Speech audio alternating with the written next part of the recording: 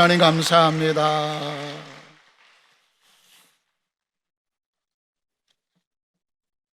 지난주 토요일 날 제가 있는 안산 시흥지방에서 목사 안수식이 있었습니다. 목사 안수식. 제가 안수요원이라서 안수를 하러 갔는데 나는 언제 목사 안수를 받았나 따져봤더니 34년이나 됐더라고. 34년. 얼굴은 새파랗게 젊은데 별로 반응이 없어. 목사 안수 받은 지가 34년이 됐더라고. 목사 안수 받는 그 목사님이죠. 얼굴을 보는데 가슴이 아프더라고. 축사를 해야 되는데 제 지나온 34년, 88년도에 전도사가 돼서 92년도에 목사 안수를 받고 34년을 달려왔는데 문득 뒤돌아보니까 피투성이더라고. 목사 안수를 받고 그렇게 피투성이의 걸음을 걸어왔을 줄 내가 꿈에라도 알았으면 목사 안 됐을 텐데. 아까 우리 찬양팀이 비바람이 불어도 눈보라가 쳐도 주의 길을 가시겠다고 그래서 제가 뒤에서 가보라고.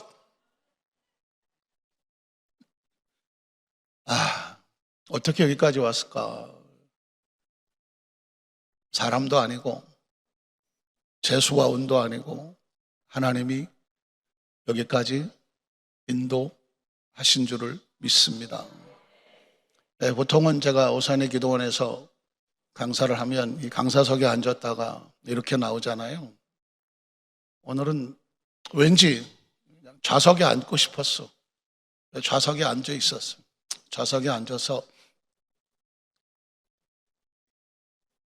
강대상을 바라보고 있다가 보니까 문득 1985년도 1월 8일 날 바로 저쪽 세멘 바닥 자리에서 오리털 침낭 하나 들고 그 추운 겨울에 이 성전 바닥에서 3일 동안 금식하면서 기도하던, 그리고 갑자기 성령께서 감동을 주셔서 그 추운 1월 8일 날 눈 엄청 왔는데 기도골에 들어가서 하나님 앞에 엎드려 기도하던, 그리고 그 하나님의 성령을 부어주셔서 어마어마한 성령님의 간섭하심과 세례와 충만함을 부어주시고, 그로 인해서 성령에 붙잡혀서 여기까지 왔구나.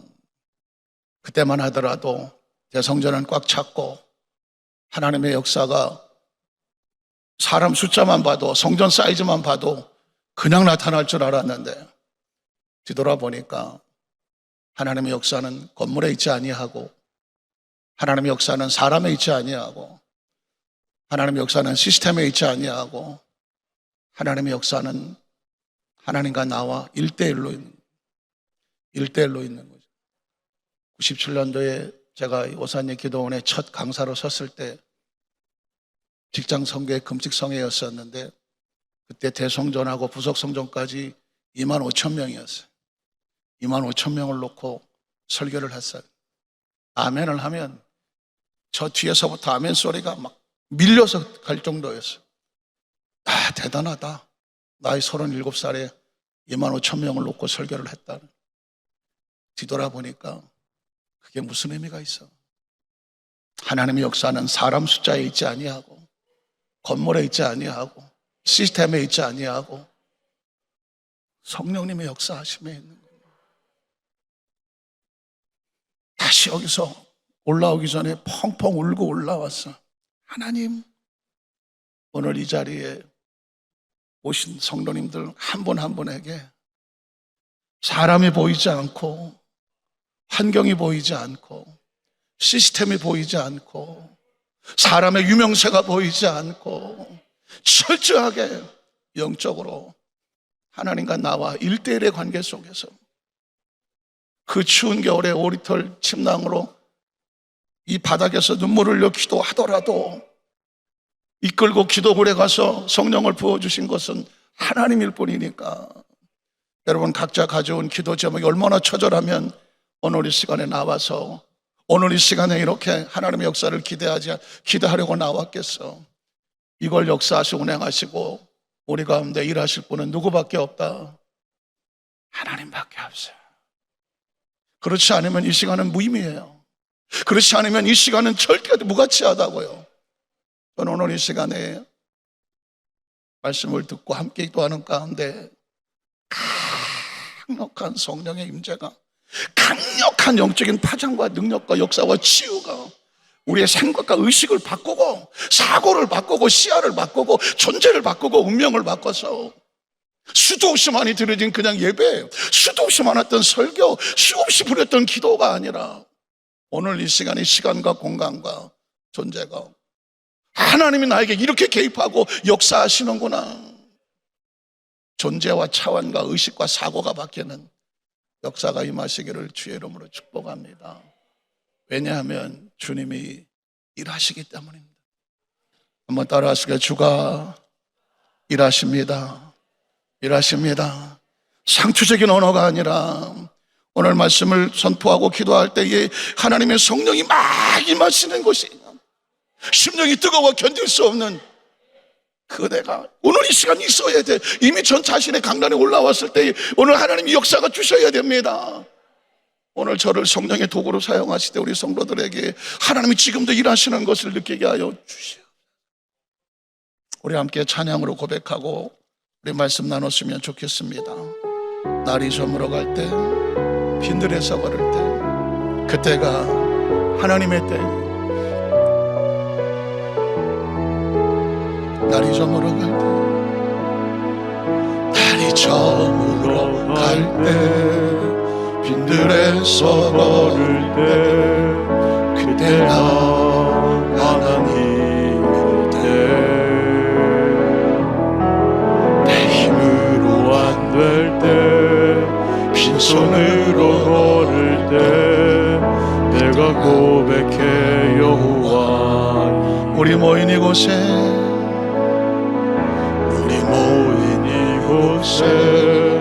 주님 함께 계시네. 누리네 아버지 은혜.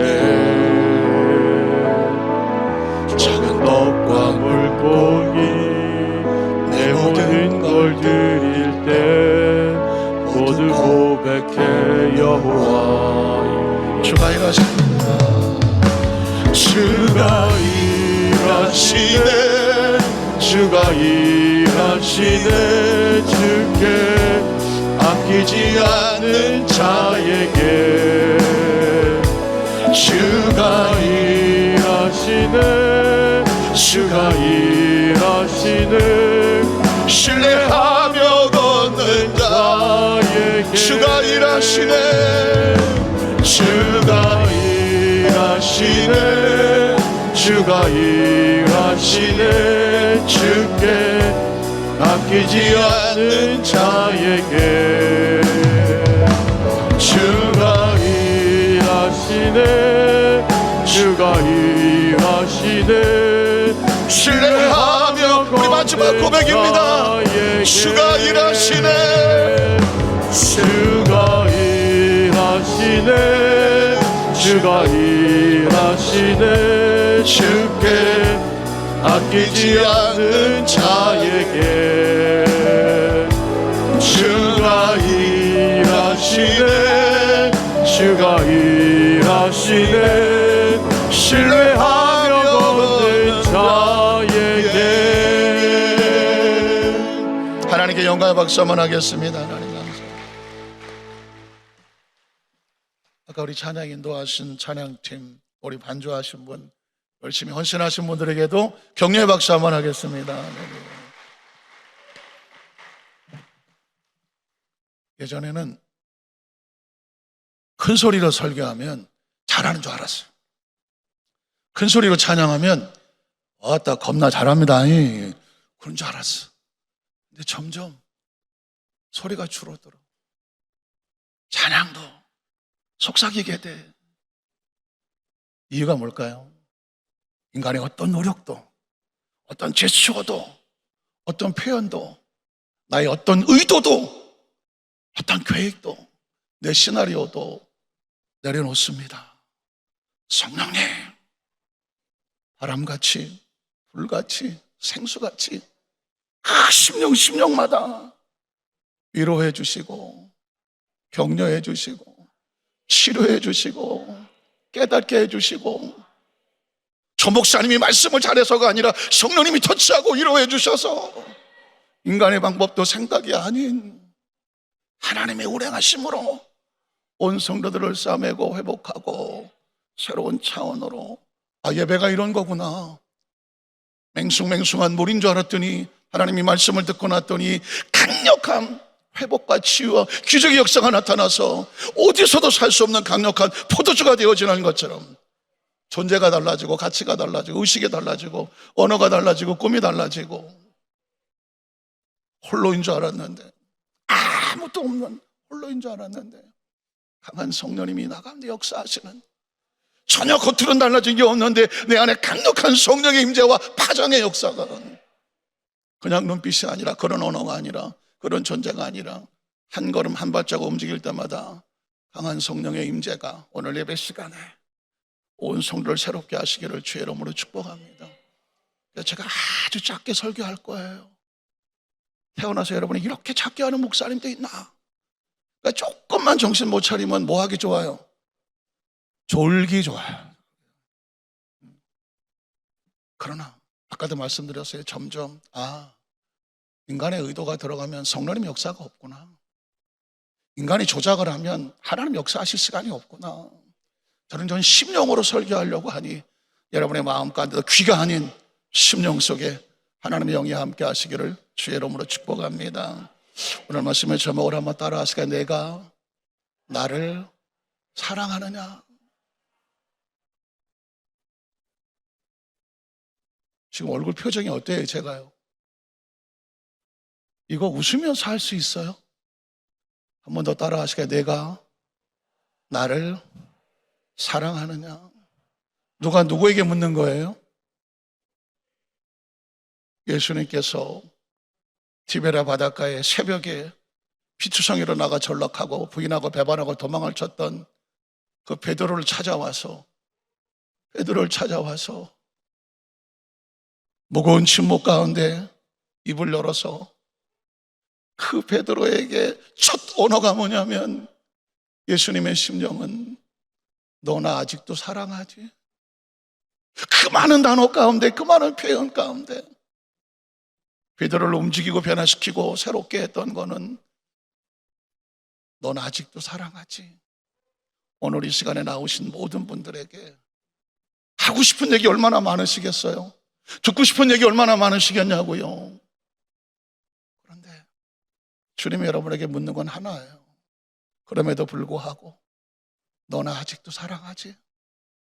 왜냐하면 이 관계가 회복이 되지 않으면 나머지는 다 꽝이에요. 엄청난 얘기를 쏟아놓고 2시간, 3시간을 기도한들 내 마음속에 하나님을 향한 절박함, 하나님, 일대일의 간절한 사랑의 고백이 없으면 무슨 의미가 있겠어? 어느 권사님께서 새벽마다 거의 하루도 빠지지 않고 새벽 예배를 가시는 권사님이 계셨어요. 그런데 이분에게는 한 가지 특이한 생리현상이 있는데, 화장실을 가고 싶으면, 영어로 말하면 내추럴 콜스라고, 자연이 부르면 5분, 늦어도 10분 안에는 해결을 해야 돼. 안 그러면 대형 사고가 나더라고. 전 그분에게만 그런 생리현상이 있나 그랬더니 간혹 가다가 보니까 그러신 분들이 계시더라고요. 화장실에 가고 싶으면 빨리 5분, 10분 안에 해결 안 하면 막 대형 사고가 나는 거예요. 웃으시는 분이 계시는데요. 누구냐고 손들진 않겠어요. 근데 이분이 그래서 항상 새벽에 일어나면 제일 먼저 가는 게 화장실이야. 그래서 거기서 일단 해결을 하고 새벽 예배를 가시는 거예요. 그날도 새벽까지 일어난다고 일어났는데 좀 늦게 일어나셨어. 화장실 갈 시간이 없어. 그래서 교회부터 교회 시간을 맞춰야 되니까 부지런히 한 20, 30분 걸어서 교회를 갔어요. 무사히 새벽 예배를 마쳤어. 기도하고 아직 소식이 없어. 그래서 괜찮은가 보다. 그래도 빨리 집에 가야 되겠다. 아직 컴컴한 새벽인데 교회 문을 나와서 한 5분 정도 걸어갔는데 아이고, 올게 오고 말았어. 자연이 불렀어. 갑자기 신호가 와요. 큰일 났어. 이거 어디 가서 해결할 데도 없는데. 그때 마침 보니까 사람이 죽으라는 법은 없어요. 현금 인출기 부스가 있어. 박스가, 네모난 박스가 요즘은 오픈됐지만 예전엔 조금 이렇게 가려져 있었던 것이 있거든요. 딱 보니까 예전에 화장실 변속관하고 비슷하게 생겼어. 그래갖고는 저기 가서 해결해야 되겠다. 현금 인출기 쪽으로 갔어요. 사방을 봤더니 마침 아무도 없어. 그런데 이 공사를 하려면 뭐가 있어야 되잖아. 그래서 옆에 보니까는 벼룩신문, 신문지가 가판대에 잔뜩 있어. 한 움큼 집어갖고 가슴에 안고 현금 인출기 안으로 들어갔어. 거기서 뭘 했냐고 묻지 말아요. 일단 공사를 다 치루었어. 잘 쌌어. 가슴에 안았어. 그리고 아무도 없는 거 확인하고 밖으로 잘 나왔어. 이제 집으로 가서 이거 해결만 하면 돼. 한 5분 지나갔나? 갑자기 뒤에서 부렁부렁부렁 하면서 오토바이 소리가 나는 거예요. 새벽에 배달 나왔나 보다 하고 아무 신경도 안 쓰고 지나가는데 갑자기 오토바이 소리가 크게 오더니 시커먼 손이 훅 들어오더니 가슴에 있는 보따리를 탁 채가는 거예요. 그러면서 하는 소리가, 할머니 죄송해요. 잘 쓸게요. 이 권사님은 놀래갖고 안 되는데, 그 보따리 안 되는데. 그랬더니 2인조 오토바이 강도가 앞에 있는 놈이 뒤에 있는 놈이, 아유 죄송해요 할머니 잘 쓸게. 저만치 멀어져 가는 오토바이 강도를 바라보고 그 권사님이, 집에 가서 풀어보면 실망할 텐데. 여러분, 우리는 여기서 굉장히 중요한 인사이트가 있는데요, 이 할머니는, 권사님은 자기 생리 현상을 해결하고 가는 중이었어요. 근데 2인조 오토바이 강도가 볼 때는 새벽에 이렇게 들어다니면서 보니까 웬 곱게 차려입은 할머니가 두리번 하더니 현금 인출기 속으로 들어간단 말이에요. 그냥 안 들어가고 신문지 보따리를 잔뜩 싸갖고 들어가요. 그리고 한참 있다가 나와.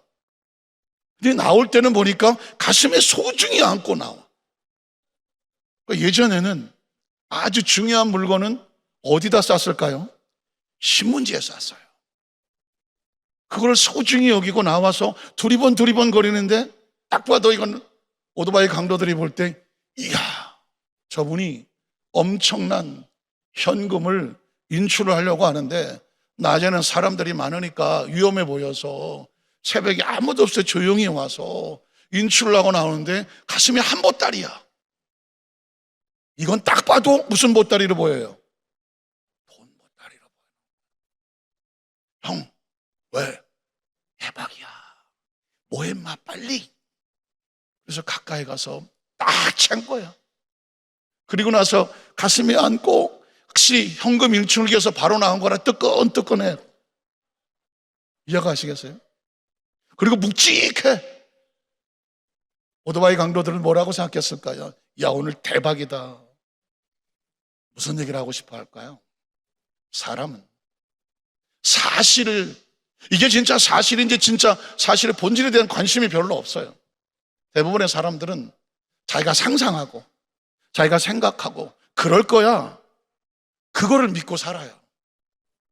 잘 생각해 보세요. 저와 여러분이 지금 내 생각, 내 사고, 내가 믿는 것, 내가 경험한 것, 내가 배운 것, 그게 사실이라고 생각하세요? 우린 진짜 사실 있는 그대로를 보면서 내가 믿는 게 사실일 거야, 내가 배우고 경험한 거 이게 사실일 거야, 그게 진리일 거야, 혹시 그렇게 생각하세요? 대부분의 사람들은 각자 보는 게 달라요. 똑같은 신문지 보따리를 보더라도 어떤 사람은 돈 보따리로 보고 어떤 사람은, 발음이 좀 그렇지만, 동 보따리로 보고 각자 다 달라요.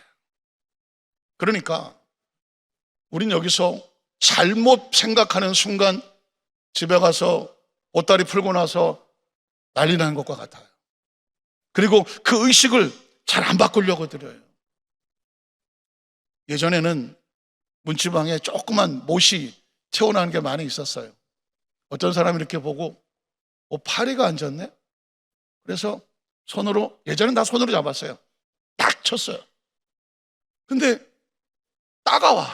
왜 그랬을까요? 못이니까. 파리인 줄 알고 딱 쳤는데 따끔해요. 그러면서 뭐라고 했는지 아세요? 아이, 파리인 줄 알았는데 벌이네. 이해가 됐어요? 사실을 알아보려고 하지 않아요. 그냥 파리인 줄 알았더니 벌이야. 파리도 아니고 벌도 아니에요. 못이 튀어나온 거예요. 그런데 불구하고 사실을 하려고 하지 않아요. 자기가 생각하고 자기가 경험하고 상상한 그걸 거야 놓지를 않아요. 이게 삶의 현장 속에서 생활 속의 일이라고 하면 벌이든 파리든 그래 중요하진 않아요. 예수라면 어떨까요? 우리가 믿는 예수, 여러분이 자리에 오신 모든 분들에게 여러분은 예수님을 누구라고 생각하십니까? 라고 질문한다면 모든 대답이 똑같을 것 같아요? 아닐걸요. 각자 생각하고 있는 예수님의 모습은 아마 수만 가지 각자 예수님은 이런 분이야. 예수님 이런 분이라고. 아니야. 예수님은 이런 분이야.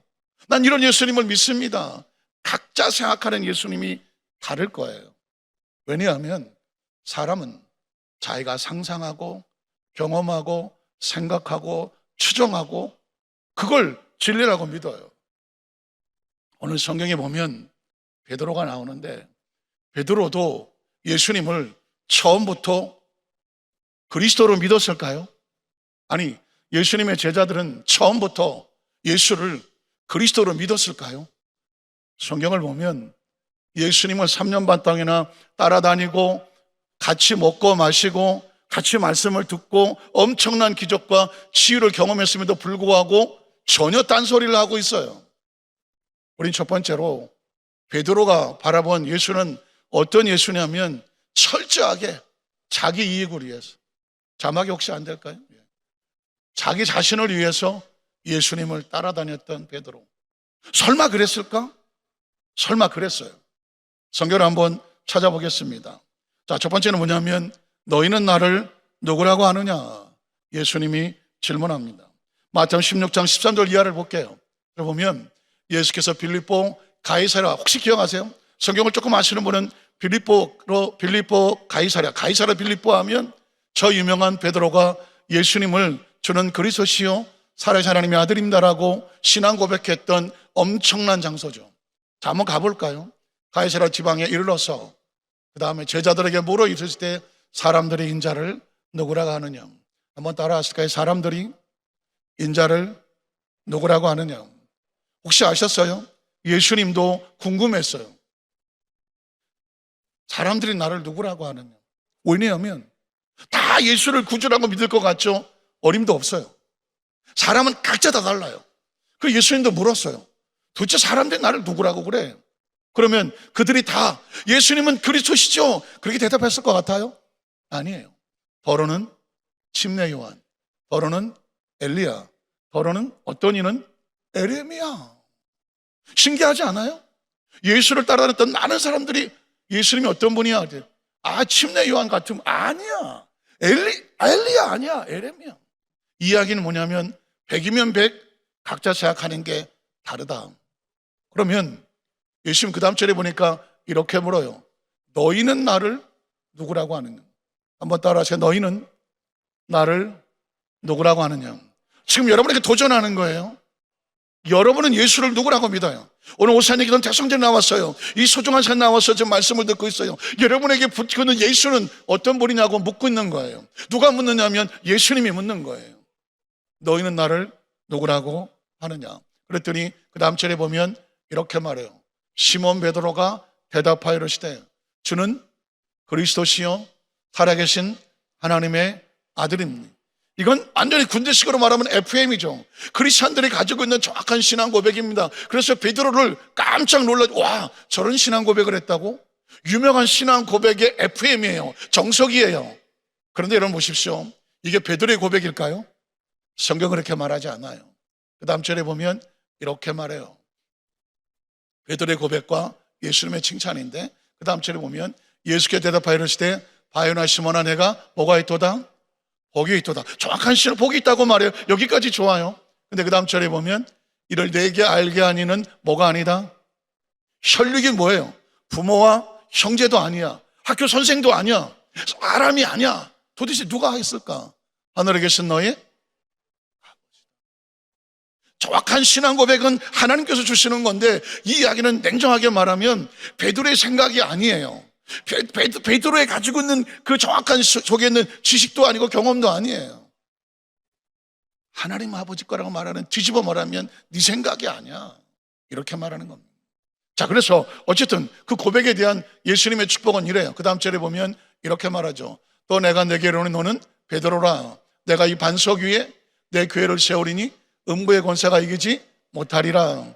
내가 천국 열쇠를 내게 주리니 내가 땅에서 무엇인지 매면 하늘에서도 매일 것이고, 내가 땅에서 무엇인지 풀면 하늘에서 풀리리라 하시고, 이에 제자를 경고하여 자기가 그리스도인 것을 아무에게도 이르지 말라 하시니라.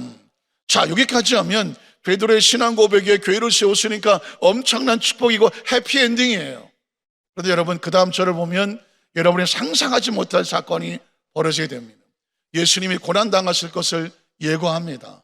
자, 그 다음 절을 보겠습니다. 이때로부터 예수 그리스도께서 자기가 예루살렘에 올라가서 장로들과 대장들과 서기관들에게 많은 고난을 받고 죽임을 당하고 제3일에 살아나야 할 것을 제자들에게 비로소, 왜 비로소일까요? 이제는 때가 됐다고 생각하는 거예요. 이런 얘기를 해도 제자들이 와, 뜻을 알 거라고 생각했어요. 그러나 언감생심 어림도 없었어요. 베드로의 항변과 예수님의 책망이 나와요. 자, 그 다음 절을 보겠습니다. 그랬더니 베드로가 예수를 뭐하고? 붙들고 항변하여. 제가 여러분에 묻습니다. 베드로가 예수님이 어디를 붙들었을 것 같아요? 이게 상상이 돼요? 감히 베드로가 예수님을 붙들었다고? 그 다음에 뭐 했다고? 항변했다고. 이걸 한국 성경에서 보면 그리 마옵소서 이 일이 결코 주께 미치지 않겠습니다. 마치 베드로가 예수님을 끔찍히 생각하는 것처럼 보여요. 그러나 베드로가 예수의 어디를 붙잡았는지 알면 상황은 바뀌어요. 어디를 붙잡았냐면 멱살을 붙잡았어요. 누군가 여러분의 멱살을 붙잡으면 이게 지금 좋은 의도예요, 나쁜 의도예요? 이게 지금 인격을 존중하는 거예요, 인격을 무시하는 거예요? 베드로는 당황했어요. 예수님이 고난을 당한다고요? 예수님이 죽는다고요? 그 다음에 아무 소리도 들리지 않아요. 부활이고 뭐고 아무것도 들어오지 않아요. 예수님이 죽으면 어떡해? 베드로의 의식과 사고는 뭔지 아세요? 그가 왜 그물을 던져버리고 배를 던져버리고 예수를 쫓았는지 아세요? 예수님의 제자들이 왜 자기 일을 포기하고 예수를 3년만 따랐는지 아세요? 마태복음 26장에 보면 한 여인이 옥합을 깨뜨려서 예수 앞에 붙고 머리로 발을 닦을 때에 제자들은 화를 냈어요. 그 비싼 걸 가지고 허비하고 말이에요. 그들은 모여서 뭐 했는지 아세요? 예수님께서 로마를 정복하고 이스라엘 독립하고 나면 예수님이 황제가 되지 않겠어? 예수님이 황제가 되면 좌의정 우의정은 누가 할 것 같아? 당연히 우리가 해야지. 우리가 제자들인데. 그 머리싸움하고 있었어요. 혹시 아십니까? 어떤 여인은 자기 아들 둘을 데리고 와서 예수님께서 이 나라를 통치하실 때에 우리 아들을 좌편 우편에 세워주세요 로비를 했었어요. 기억하세요? 예수님의 제자들은 예수를 그리스도로 따라다닌 게 아니에요. 입으로는 그리스도요 뭐 살해 하나님의 아들이라고 말했지만 예수님 덕분에 한 자리를 하고 싶었던 거예요. 그런데 예수가 죽는다고요? 그럼 우리는 어떻게? 제자들은 당황했죠. 베드로가 그래서 얼떨결에 예수의 멱살을 붙잡고 흔들어댔던 거예요. 그리고 말했던 거예요. 절대 죽으면 안 되죠. 그렇게 둘 수 없어요. 그럼 우리가 뭐가 돼? 닥쳤던 게 지붕 쳐다보는 거죠. 기억하세요? 제자들은 예수를 그리스도와 주로 보지를 못하고 자기들이 한 자리에 올라가는 데 있어서 아주 중요한 이익과 통로로 바라봤습니다. 어떻게 알았냐고요? 그렇지 않으면 마태복음 26장에 보면 예수를 부인하고 배반하고 도망칠 이유가 없잖아요. 예수를 부인하고 도망을 칩니다. 혹시 아세요? 베드로가 어떻게 수제자인데 어떻게 예수를 부인하고 도망을 치냐고. 이유는 딱 하나. 예수님을 따라다니던 목적과 이유를, 가치를 상실했기 때문이죠. 마태복음 26장 그 이하를 볼까요? 보니까 제자들에게 오사 그 자는 것을 보시고 베드로에게 말씀하시되 너희가 나와 함께 한 시간도 이렇게 깨어 있을 수 없더나. 어딘지 이해가 가시죠? 시험에 들지 않게 깨어 기도하라. 겟세마네 동산이에요. 예수님은 가슴이 심히 고민하여 죽게 됐고 슬퍼서 피투성이로 되고 싶어요. 혹시 기억하세요? 예수님도 이런 기도했어요. 아버지요, 할 수만 있으면 내 잔을 내게서 피하게 해달라고 그랬어요. 이건 육신이, 예수님도 이런 생각을 했어요. 육의 생각이에요. 그렇지만 자신의 유익을 구하지 아니하고 이렇게 말했어요. 그럼 내 뜻대로 마시옵고 누구의 뜻대로? 아버지의 뜻대로.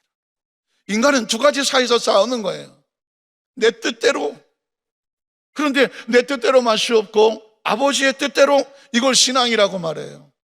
예수님을 구주로 믿으시면 아멘 하시기 바랍니다.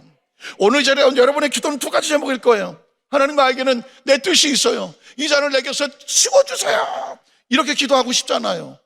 그런데 엎드려 기도하면 이렇게 말해요. 내 뜻대로 마시옵고 아버지의 뜻대로 되기를 원하나이다. 이걸 기도라고 말해요. 이걸 믿음이라고 말해요. 이걸 제자라고 말해요. 이걸 크리스찬이라고 말하는 거예요. 예수님은 그래서 제자들에게 나를 위해서 기도해달라. 그렇지만 제자들은 관심이 없어요. 오로지 한 자리 하고 싶은데 예수님이 왜 저러는 거야? 아니, 뭐 고난을 당한다고? 죽는다고? 그럼 우린 뭐가 돼? 예수님은 피투성이로 겟세마네에서 기도하지만 제자들은 슬픔과 낙심에서 아이씨, 이제 다 끝났네. 아유, 졸 수밖에 없어요. 이건 아무것도 아니에요. 베드로는 급기야 부인을 해요. 그 다음 절 한번 볼까요? 베드로의 부인을 보면 베드로가 맹세하고 또 부인하여 이르시되 나는 그 사람을 알지 못한다. 더 나아가서 뭐라고 말해요? 소금의 곁에 섰던 사람들이 나와 베드로에게 이르되 너도 진실로 그 도당이라 내 말소리가 너를 표명한다 하거늘 그가 누가 누구를 저주해요? 베드로가 예수를 저주해요. 베드로가 예수를 저주한다니까요. 아까 멱살 붙잡고 흔드는 건 아무것도 아니야. 예수를 저주를 해. 그리고 맹세해. 내가 저 사람을 알면 내 열 손가락에 창을 지실 거예요. 난 저 사람 절대 몰라요. 나는 그 사람을 도무지 알지 못한다. 이해가시겠어요? 도대체 베드로는 예수를 왜 따라다닌 거예요? 자기의 육신의 이익을 위해서 따라다녔을 뿐이에요. 그런데 그 예수가 눈앞에서 죽고 사라진다고 말해요. 베드로는 내 지나간 3년 반은 헛고생이었구나. 때로 대부분의 사람들이 신앙에 무너지는 것은 예수를 잘못 바라봤기 때문이에요. 내 육신의 정욕과 먹이적 이생의 자랑을 내가 예수 때문에 한 자리 해보려고 했던 사람들은 예수의 고난 앞에서, 그 무기력함 앞에서 다 무너질 수밖에 없는 거예요. 예수를 부인했던 베드로가 샘플이에요. 사랑하는 성도 여러분, 오늘 이 자리에 와서 우리가 기도하면 비나이다 비나이다 비로소 내 뜻이 이루어질 것 같다고 믿었다면 이건 베드로와 똑같아요. 내 뜻이 이루어지는 건 기도가 아니에요. 내 뜻대로 이루어지 마옵시고 누구의 뜻대로? 아버지의 뜻대로 되기를 원합니다. 그래야 하나님이 원하시는 대로 돼야 그게 축복인 거예요. 내 뜻대로 되는 건 축복이 아니에요. 그가 원하시고 그가 일하시고 그가 만드셨을 때 비로소 이 성전을 나갈 때 축복은 뭐냐면 내 뜻을 잔뜩 끌어안고 왔는데 이게 무너지고 꺾어지고 내 뜻대로 맛이 없고 아버지의 뜻대로 되기를 원합니다. 내려놓고 주가 일하십니다. 주가 이렇습니다. 성전을 내려가는데 얻은 건 아무것도 없는 것 같은데 주께서 나를 통제하고 집에 이끌어 가신다는 그 마음 하나 품고 내려갔더니 모든 것이 자유하고 평안하고 기쁘고 감사하고 주님이 일하십니다. 주님이 일하시는 작품 될 줄로 믿습니다. 이러고 내려갔을 때의 평안함, 주위의 모든 사람들이 도대체 무슨 좋은 일이 있어? 기도원 가서 응답 받았어? 다른 건 모르겠지만 이제는 내 뜻대로 맛이 없고 아버지가 일하는 것을 믿습니다.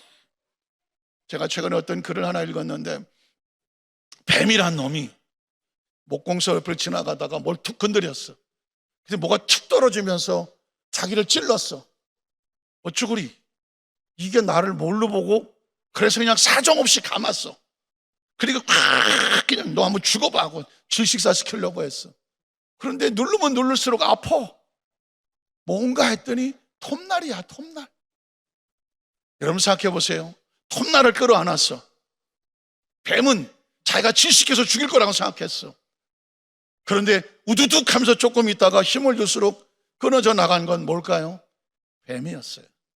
사실 이 이야기는 심리학에서 사람의 분노가 얼마나 무서운지를 보여주는 거예요.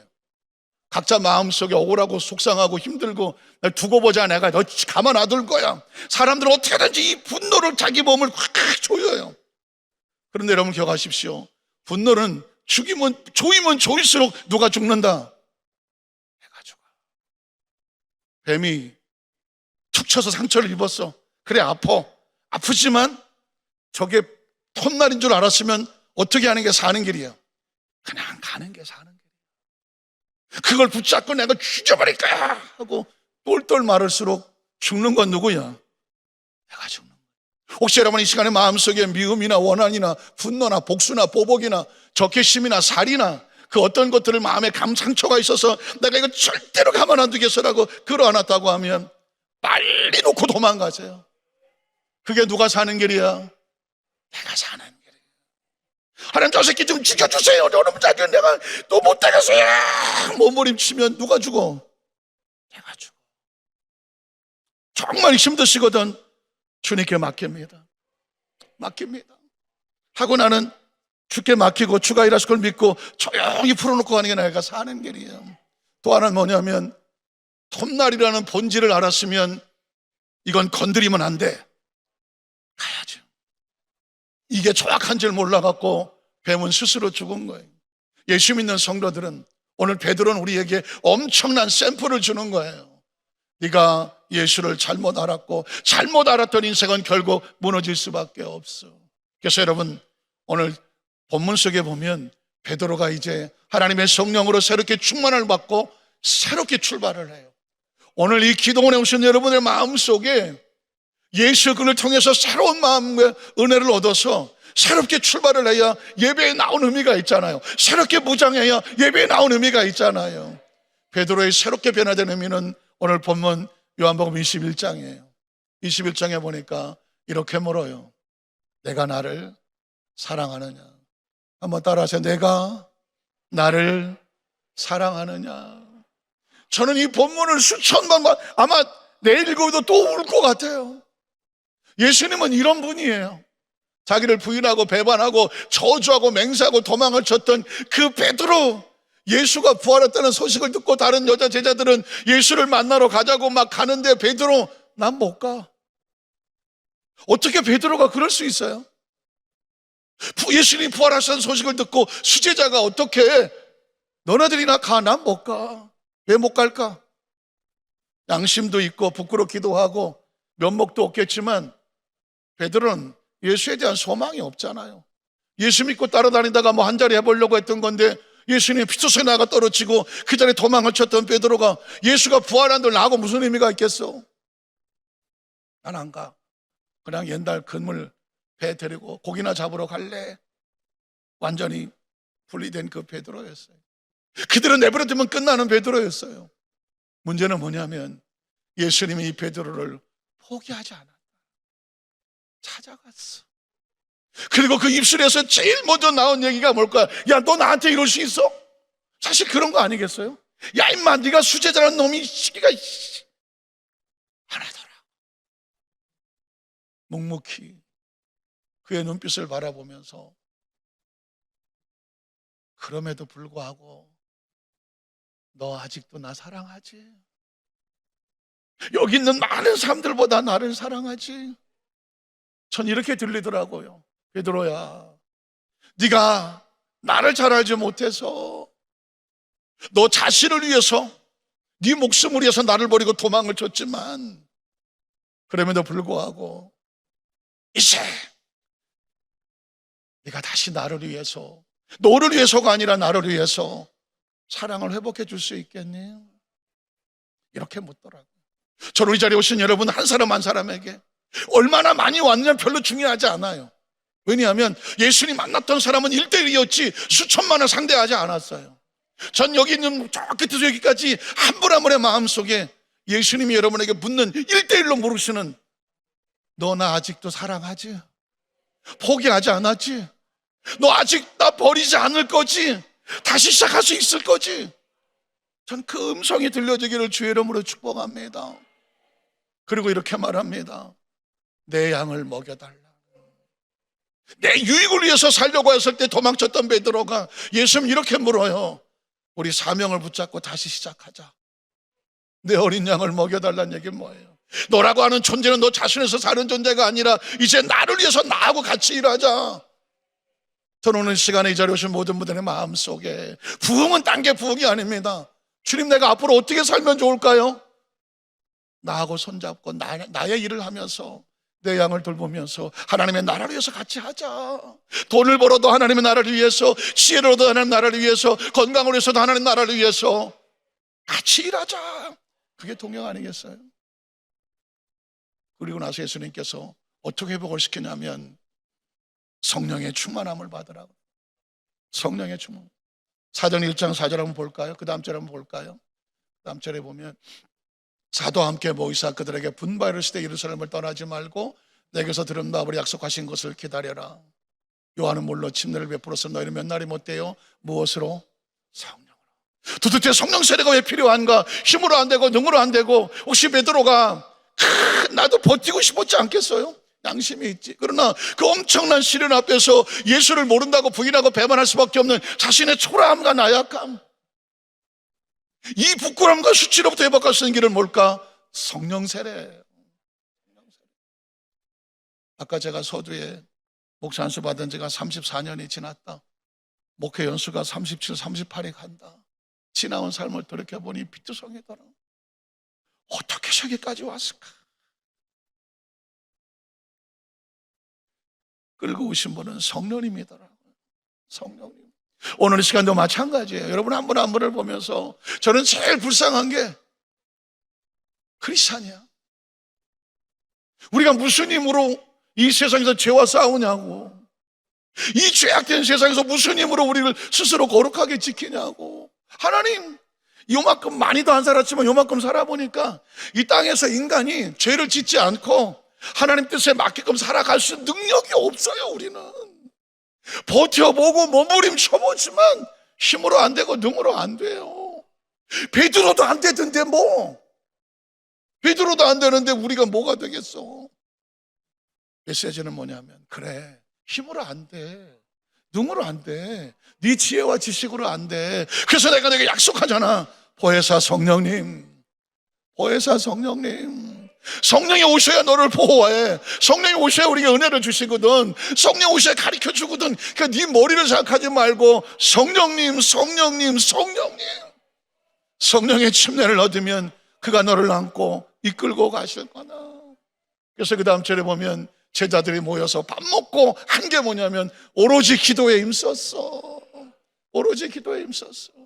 이걸 내가 힘으로 안 되고 능으로 안 되고 안 되는구나, 나는 성령님밖에 안 돼, 이런 사람이 기도하는 거예요. 뻔한 상투적인 말 같지만, 아니 이 시간에 우산에 기도하는 여러분이 여기에 달려오시려면 난 강제로 끌려왔다. 강제로 끌려왔다. 아니 뭐 딱히 갈 데도 없어서 왔다. 없잖아. 지금 이 자리는 죽느냐 사느냐 아니세요? 내가 오늘 여기서 기도하지 않으면 하나님 나 아무런 길이 없어요. 적어도 이 자리에 이 차를 운전하든 아니면 뭐 버스를 타시든 기도원 버스를 타시든 어떻게든 지금 이 자리에 나와 있는 한 분 한 분이 지금 그냥 나왔겠냐고. 김유민 목사가 설교한다고 해서 혹시 나왔다? 한 사람도 없잖아. 난 누군지도 모르고 나왔다? 명하십시오. 하나님께서 우리에게 주신 것은 성령님이야. 그래서 사장 1장에 보면 오로지 기도에 힘쓰더라. 제자들이 했던 것은 다른 선택의 여지가 없었어. 그 성경 구절 보니까 뭐라고 말해요? 들어가 그들이 요한은 다락방으로 올라가니, 들어보십시오. 기라성 같은 베드로, 요한, 야고보, 안드레와 필립, 도마와 바들로메, 마테와 및 알페의 아들 야고보, 셀로닌, 시몬, 12제자죠. 야고보의 아들 유다가 다 거기 있어 모여서 여자들과 예수의 어머니도 마리아와 예수의 아우들도 더불어 그들이 오직 선택할 수 있는 것은 뭐밖에 없어. 마음을 같이하여 오롯이 기도에 힘쓰더라. 뭐 하려고? 성령의 약속대로 성령을 부어 주시옵소서. 성령님은 기도 가운데 역사하거든. 기도는 주문이 아니야. 기도는 한풀이가 아니라고. 기도는 약속을 믿고 성령님, 성령님, 성령님.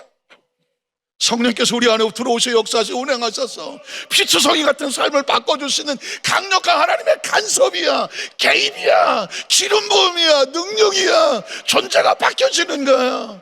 기도는 하나님의 차원으로 우리 존재가 바뀌어지도록 역사하시는 게 기도거든요. 그래서 이 기도원에 달려오시는 거거든요. 결국 그 약속대로 사도행전 2장 1절로 4절에 보면 성령의 세례가 임하는 거예요.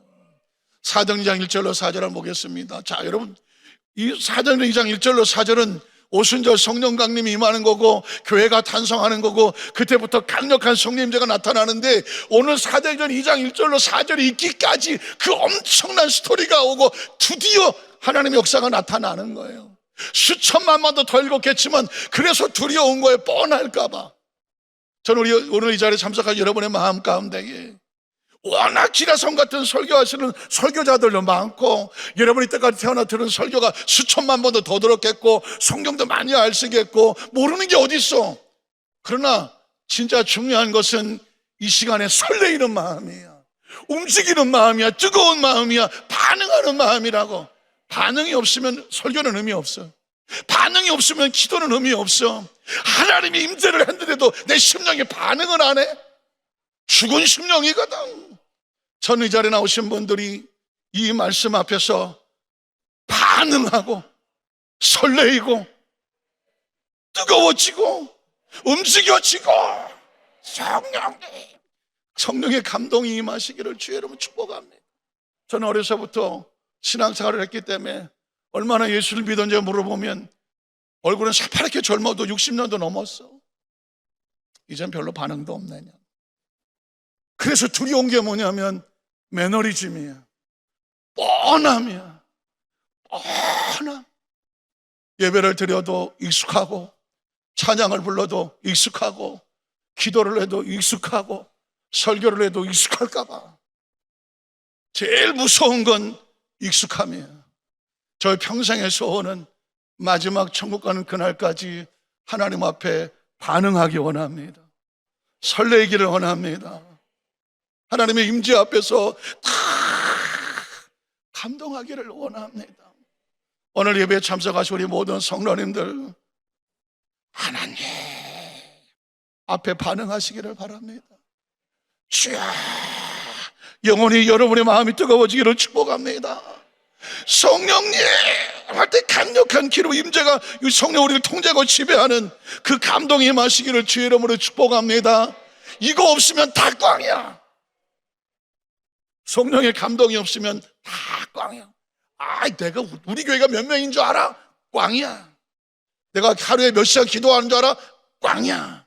내가 얼마나 여태까지 선교도 많이 하고 전도도 많이 한지 알아? 다 꽝이야. 지금 뭐 하지 않으면, 설레이지 않으면, 뜨겁지 않으면, 성령에 감동하지 않으면, 반응하지 않으면. 사도행전 2장 1절로 4절을 읽어봅니다. 오순절 날이 이미 이름에 그들이 다 같이 한 곳에 모였더니 어떤 절박한 심정인지 아시겠죠?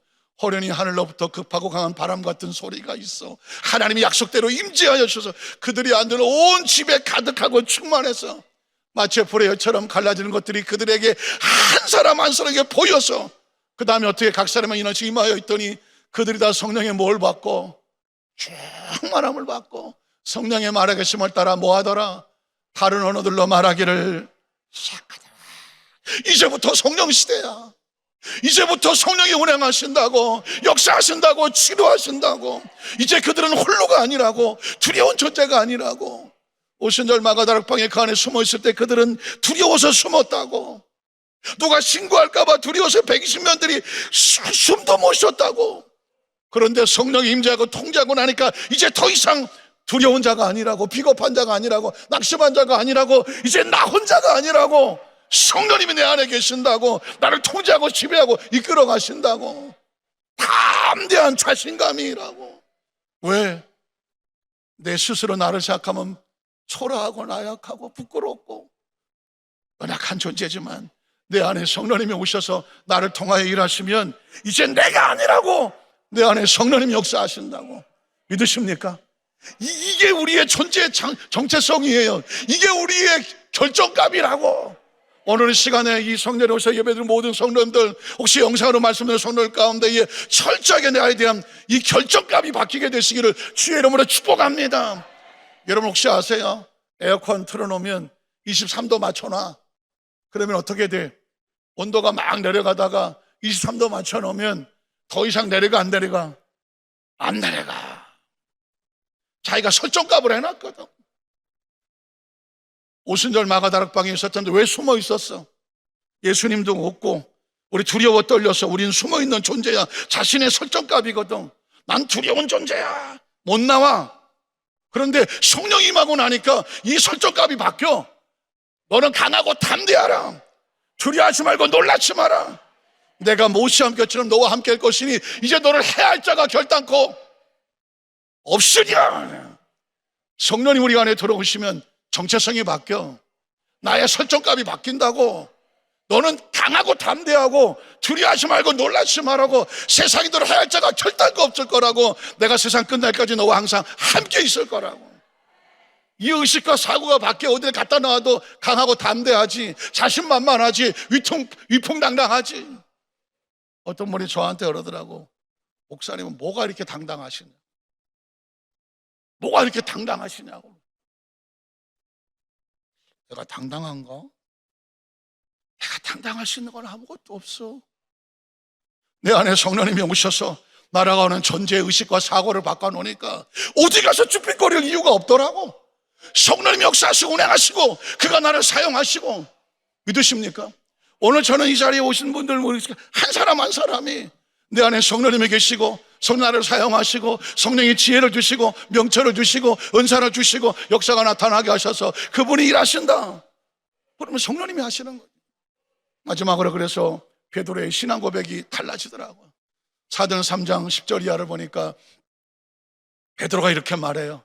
내 속에 있대 뭐가? 이걸 너에게 주겠대. 이걸 주겠대. 베드로에게 뭐가 있겠어? 부인하고 배반하고 도망쳤던 부끄러운 과거, 피투성이 된 자화상, 가슴 아픈 부끄러운 자신의 아픔. 근데 줄 게 있대. 사도행전 3장 10절 이하 보니까 이렇게 말해요. 6절에 보니까 베드로가 이르되 은가금은 내게 없대. 옛날엔 이 은가금을 찾으러 그렇게 쫓아다녔는데 난 이게 필요 없어. 그거 없어도 돼.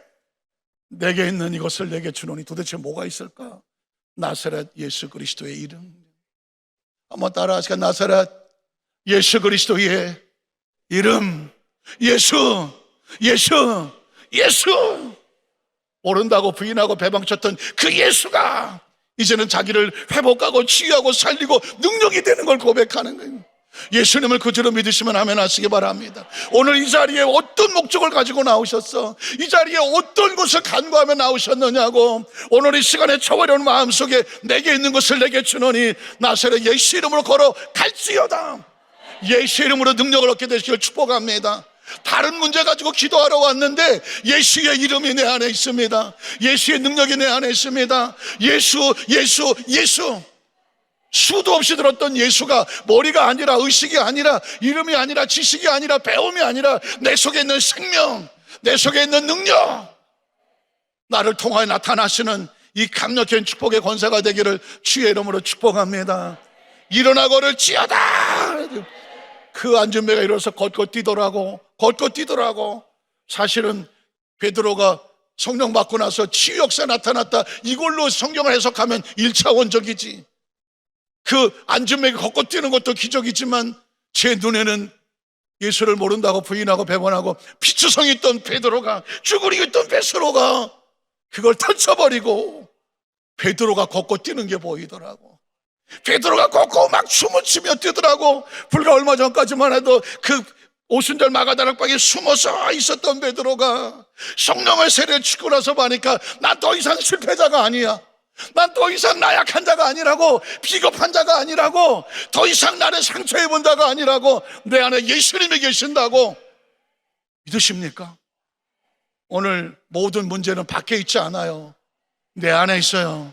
우리 안에 있어요. 내가 나를 실패자로 생각하면 세상은 저와 여러분을 실패자로 끌고 갑니다. 내가 못한다고 생각하면 넌 세상은 우리를 가둬두고 넌 못한다고 할 겁니다. 그러나 오늘 예수 안에서 나는 할 수 있습니다. 하면 됩니다. 해보겠습니다. 난 예수님 안에서 새로워졌습니다. 금과 은이 아니라 내 안에 예수의 생명이 있습니다. 내 안에 예수를 통해 기적은 일어납니다. 병든 자 이렇게 세울 수 있습니다. 내 지나간 과거의 상처가 나를 붙잡아둘 수 없습니다. 내 안에 예수의 생명이 능력이 있습니다. 여러분 예수님 안에서 죄사함을 받은 의인이 되었고 믿으십니까? 예수님 안에서 능력 있는 존재가 되었고 여러분의 운명을 과거에 잡혀있는 잔자가 아니라 새롭게 뚫고 나갈 수 있는 축복의 통로가 되었습니다. 여러분의 인생은 새로워집니다. 여러분의 인생은 능력 있게 됩니다. 다시 일어설 수 있습니다. 다시 뛸 수 있습니다. 다시 사용될 수 있습니다. 남은 인생이 베드로처럼 목숨을 걸고 하나님 일어날 수 있는 축복의 통로가 됩니다. 지나간 과거는 지나갔어요. 이제 이후로 예수의 이름으로 담대함을 가지고 세상 어디 갖다나 주빛거리지 아니하고 목 뻣뻣하게 세우고 허리 꼿꼿하게 피고 배에 힘주고 성령님이 주시는 담대함으로 귀신을 쫓아내고 병든 자를 고치고 복음을 증거하고 안고 설 때마다 우리 성령님을 통해서 오늘 우리가 이렇게 만난 건 우연이 아니야. 여러분을 특별히 사용하시려고 하는 특별한 계획과 섭리가 있으니 이 성전을 예배를 마치고 여러분의 삶의 현장으로 돌아가셨을 때에 성령님께서 베드로를 사용하셨던 것처럼 저와 여러분 한 사람 한 사람을 축복의 통로로 사용하시기를 주님의 이름으로 축원합니다. 축원합니다. 축원합니다. 기도하겠습니다. 전능하신 하나님 아버지,